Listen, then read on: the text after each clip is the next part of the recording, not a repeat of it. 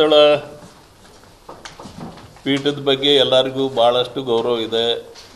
ನಾವೆಲ್ಲರೂ ಆ ಪೀಠಕ್ಕೆ ಮತ್ತು ಆ ಶಿವನಲ್ಲಿ ಎಲ್ಲರೂ ಶರಣ ಹೊಂದವರು. ಆಮೇಲೆ ದಿನನಿತ್ಯ ನಾವು ಎದ್ದ ಮೇಲೂ ಕೂಡ ಏನು ಶಿವನ ಸ್ವರೂಪದಲ್ಲಿ ಇರ್ತಕ್ಕಂಥ ಮಂಜುನಾಥನ ಕೂಡ ನಾವು ನೆನೆಸ್ಕೊತೀವಿ ಬೆಳಗ್ಗೆ. ಅಂಥ ಪೀಠದ ಬಗ್ಗೆ ನಮ್ಗೆ ಭಾಳಷ್ಟು ಗೌರವ ಇದೆ. ಇವೆಲ್ಲ ಅಲ್ಲಿ ನಡೆದಂಥ ವಿಚಾರಗಳು ಸರ್ಕಾರ ಹೋಗಿ ತಾನು ಪ್ರಾರಂಭ ಮಾಡಿಲ್ಲ. ಯಾರೋ ಬಂದು ಕಂಪ್ಲೇಂಟ್ ಕೊಟ್ಟ ಮೇಲೆ ಸ್ವಾಭಾವಿಕ ಅವ್ರ ಕರ್ತವ್ಯನ ಅವ್ರು ಪ್ರಾರಂಭ ಮಾಡಿದ್ದಾರೆ. ಮತ್ತು ಪ್ರಾರಂಭದಲ್ಲಿ ಈ ಕೆಲಸ ಮಾಡುವಾಗ ಇವತ್ತೇನು ರಾಜಕೀಯ ಪಕ್ಷದವ್ರು ಇದ್ರಲ್ಲ ಅವರೆಲ್ಲ ಸುಮ್ಮನೆ ಇದ್ದರು. SIT ಮಾಡಿರಿ ಸ್ವಾಗತ ಮಾಡ್ತೀವಿ, ಅದನ್ನು ಮಾಡಿರಿ ಸ್ವಾಗತ ಮಾಡ್ತೀವಿ ಅಂದ್ರೆ ಈಗ ಯಾಕೆ ಅವ್ರಿಗೆಲ್ಲ ಇದು ಬಂದಿದೆ ಅನ್ನೋ ವಿಚಾರ. ಆದರೆ ನಾವು ಮೊನ್ನೆ CLPಯಲ್ಲಿ ಬಹುತೇಕ ಎಲ್ಲ ಸದಸ್ಯರು ಸನ್ಮಾನ್ಯ ಮುಖ್ಯಮಂತ್ರಿಗಳಿಗೆ ಒತ್ತಾಯ ಮಾಡೀವಿ, ಇದನ್ನು ಹೇಗಾದರೂ ಮಾಡಿ ಇದನ್ನು ನಿಲ್ಲಿಸ್ರಿ. ನಾವು ಇದನ್ನು ಶೋಧನೆ ಮಾಡತಕ್ಕಂಥ ವಿಚಾರವಂಕರ ಮಾಡೀವಿ, ಅಲ್ಲಿ ಏನೂ ಸಿಕ್ಕಿಲ್ಲ.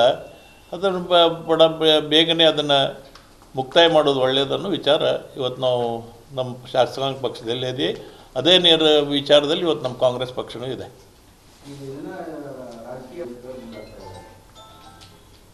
ಅವ್ರೆಲ್ಲರಿಗೂ ಬೇರೆ ಉದ್ಯೋಗನೇ ಇಲ್ಲಲ್ಲ ಅವ್ರಿಗೆ. ಮೊದಲೇ ದಿವಸನೇ ಬಂದ್ ಮಾಡಿಸ್ಬಿಡೋಕಾಯ್ತಲ್ಲ. ಈಗೆಲ್ಲ ಆದಮೇಲೆ ಇನ್ನೂ ವಾತಾವರಣ ಭಾಳ ತಿಳಿ ಇರ್ತಿತ್ತು. ಅಲ್ಲಿ ಧರ್ಮಸ್ಥಳದ ಬಗ್ಗೆ ಭಾಳ ಗೌರವ ಹೆಚ್ಚಿರ್ತಿತ್ತು. ಅವ್ರ ಕಡೆಯಿಂದ ಅವನ್ನೆಲ್ಲ ದಾಖಲೆಗಳನ್ನು ಅವನ್ನೆಲ್ಲ ನೋಡಿದ್ರೆ ಕೆಲವು ಅವರು BJP ಅವರು ಸ್ವಾಗತ ಮಾಡಿದಂಥ ವಿಚಾರಗಳು ಅದಾವೆ. ಆಮೇಲೆ ನೀವು ಪತ್ರಿಕೆಯಲ್ಲಿನೂ ಬಂದಾವು. ಅವ್ರದ್ದು ಅದೇ ವಿಚಾರ. ಒಟ್ಟು ಅವ್ರಿಗೇನು ಈ ಭಾವನೆಗಳನ್ನು, ಈ ಹಿಂದುತ್ವದ ವಿಚಾರಗಳನ್ನು ಇಂಥ ಸಂದರ್ಭದಲ್ಲಿ ಕರ್ನಾಟಕ ರಾಜ್ಯದಲ್ಲಿ ಹರಡಿಸ್ಬೇಕು. ನಮ್ಮ ಕೋಮು ಸೌಹಾರ್ದತೆಯನ್ನು ಹಾಳು ಮಾಡಬೇಕು, ಅದರಿಂದ ನಾವು ಲಾಭ ಪಡಿಬೇಕು ಅನ್ನೋ ಒಂದು ವಿಚಾರ ಸ್ಪಷ್ಟವಾಗಿ BJP ಪಕ್ಷದ ಐತಿ. ಹೌದೌದು ಹಾಂ, ಆಗುತ್ತೆ.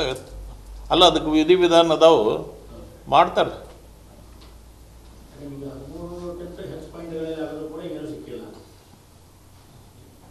ಏನಿಲ್ಲ, ಶೀಘ್ರ ನಮ್ಮದು ಎಲ್ಲರದು ಒತ್ತಾಯ ಐತಿ. ಮತ್ತು ಅದನ್ನು ಈಗ ಶ್ರಾವಣದಾಗ ಎಲ್ಲರೂ ಹೋಗೇ ಬಿಟ್ಟಿರ್ತೀವಿ ಅಲ್ಲಿಗೆ.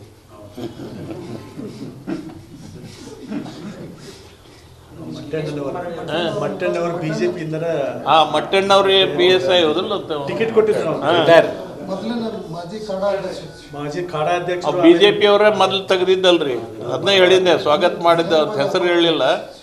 ಅವ್ದು ಅವಾಗ ಟಿಕೆಟ್ ಕೊಟ್ಟಿದ್ರು BJP ಇಂದ. ಅವನೇ ಈಗ ಅಲ್ಲಿ ಹೋಗಿದ್ದು. ನಾವು ಆಸೆ ಮಾಡ್ತೀವಿ, ಈಗ ಗೊಂದಲ ಬೇಗ ಮುಗಿಲಿ ಅಂತೇಳಿ.